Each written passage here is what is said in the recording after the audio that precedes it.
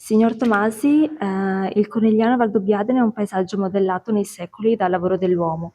Quanto il valore di questo vino dipende oggi dalla capacità di conservare e raccontare il rapporto tra natura, agricoltura e architettura rurale? Beh, direi che questo è il punto di forza e il valore di questo Conegliano Valdobbiadene Prosecco.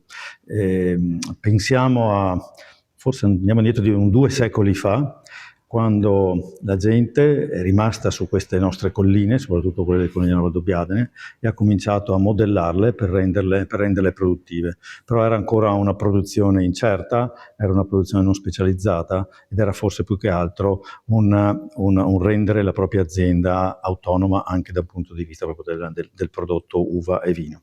Però dopo un 50-60 anni fa, ecco che una nuova generazione comincia a capire che forse queste colline possono avere un futuro come produttrici di un vino bianco e di un vino che già si comincia a capire che poteva essere diversi rispetto agli altri.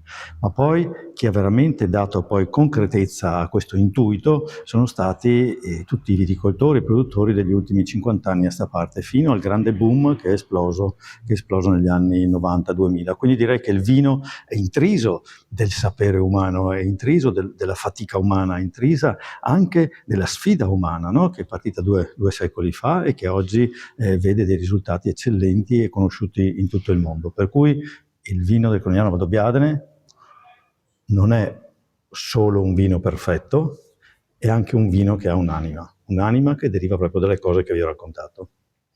E se un architetto o un urbanista arrivasse per la prima volta nelle colline del Conegliano Valdobbiadene, quale lezione potrebbe trarre da questo paesaggio costruito dalla viticoltura?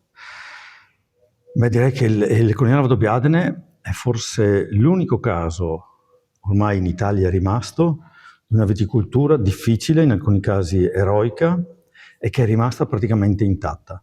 Pensiamo alle Cinque Terre, pochissimi vigneti, forse per fare alcune fotografie. Pensiamo a viticolture scomparse come la Costa Viola in Calabria.